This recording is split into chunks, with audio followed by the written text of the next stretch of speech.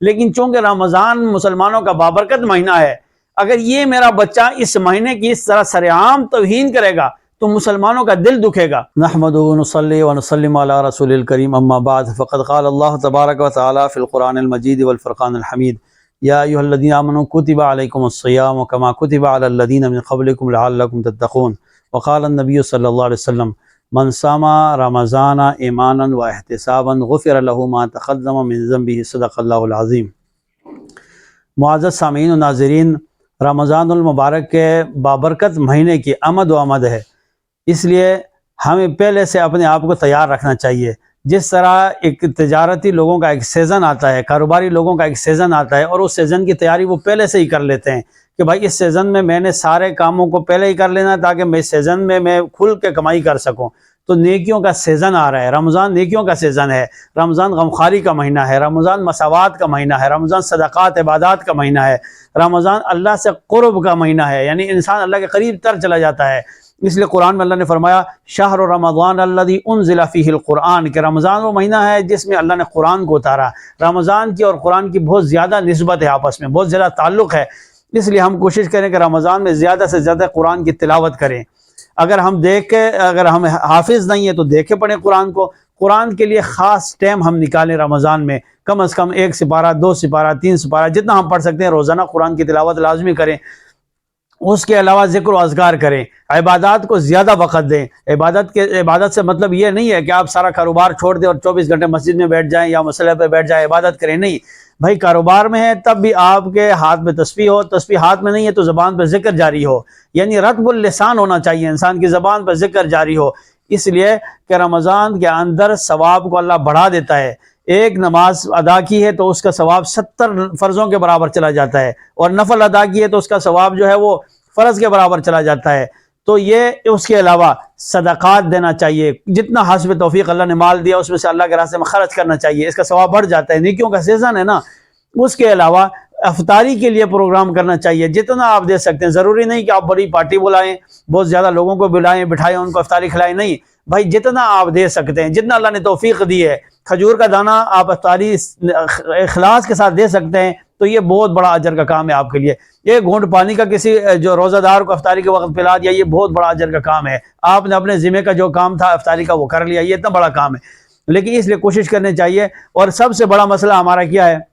کہ رمضان میں غریبوں کی توہین بہت زیادہ ہوتی ہے۔ کیسے ہوتی ہے کہ بھائی افطاری کے لیے جو ہے سیٹھ صاحب نے دسترخوان سجایا ہوا ہے، اور وہ جو ہے آرام سے نکلے گا، پھر وہ پارسل تقسیم کرے گا، یہ لائنیں لگی ہوئی ہیں، بھائی لوگ کھڑے ہیں دھوپ میں، سردی میں، گرمی میں کھڑے ہیں، بھائی خدا کے بندے تھوڑا سا احساس کر لیں، وقت پہ نکل کے ان غریبوں کو جو دینا ہے وہ دے دیں، ان کی توہین کیوں کرتا ہے؟ اس کے علاوہ کچھ لوگ ایسے ہیں کہ بھائی راشن تقسیم کرنا ہے اور رمضان میں غریبوں کو راشن دینا ہے، ان کے ساتھ تصویریں لینا، خاص کر خواتین کی تصویریں، اور ایسے سفید پوش لوگ ہوتے ہیں جو تصویر کو نہیں پسند کرتے ہیں، اپنی غربت کو ظاہر کرنا نہیں چاہتے ہیں، لیکن تیرے سے راشن لینے آ گیا ہے، اس کے باوجود تو اس کی تصویر کھینچ رہا ہے۔ خدا کے بندے تھوڑا سا اللہ کا ڈر خوف اپنے دل میں پیدا کر لے، اگر تصویر کھینچنی ہے تو کم از کم اس کا چہرہ تو نہ آئے نا، کم از کم اس کے چہرہ اس کی شناخت نہیں ہونی چاہیے، تاکہ وہ کل کو معاشرے میں لوگوں کے سامنے اپنا چہرہ بھی تو دکھائے گا، لوگ کہیں گے بھائی تو فلاں کی جگہ جا کے راشن بٹور رہا تھا، اب اس بیچارہ سفید پوش ہے وہ کرے کیا؟ تو یہ ہمارے اندر وہ خرابیاں ہیں، ان خرابیوں کو ہمیں پہلے سے ہم اس کو سوچ لیں کہ جو اللہ کے یعنی اللہ نے جن کو مال دیا ہے،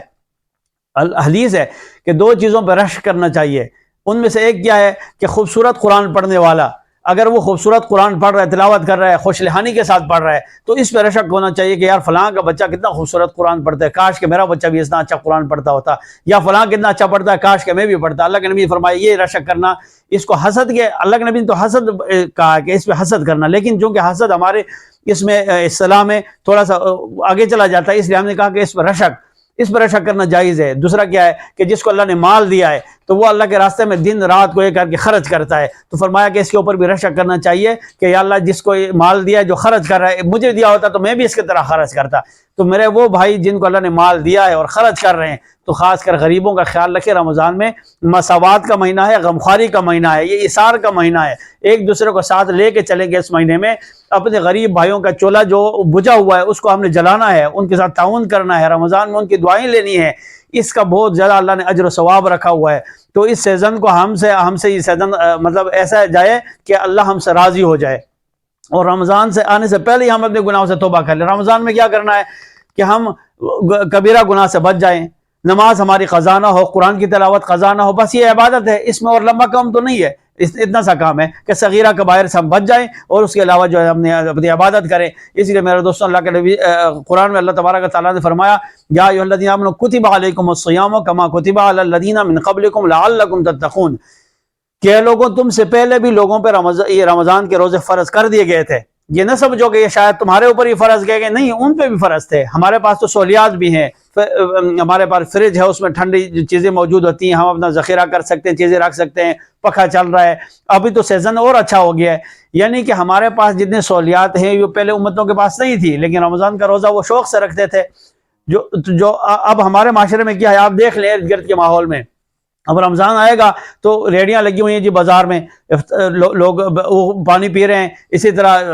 ہوٹلوں کے اندر پردے ڈال کے جو ہے وہ کھانا کھائی جا رہے ہیں۔ بھائی خدا کا خوف کریں، وہ لوگ ان کو یہ میسج پہنچائیں کہ بھائی رمضان کا مہینہ ہے، کم از کم اس مہینے کا احترام، اس کی قدر کریں۔ یہ بابرکت مہینہ ہر ایک کو نصیب نہیں ہوتا۔ اللہ کے نبی 2 مہینے پہلے ہی دعا کر لیتے تھے کہ یا اللہ ہمیں رمضان تک پہنچا، بابرکت گھڑیاں، یہ جس کو مل جائے خوش قسمت انسان ہے، یہ ہر ایک کو نہیں ملتا ہے۔ اس موت کا کوئی پتہ نہیں ہے کہ اگلے سال رمضان ملے گا یا نہیں ملے گا۔ اگر اس بار اللہ نے دے دیا ہے تو اس کی ہمیں قدر کرنی چاہیے۔ وہ ایک مجوسی کا واقعہ تو آپ کے سامنے ہوگا، آپ نے سنا ہوگا بار بار، کہ مجوسی کے بچے کے ہاتھ میں، اس سے دیکھا کہ اس کے بچے کے ہاتھ میں سیب ہے اور وہ کھا رہا ہے،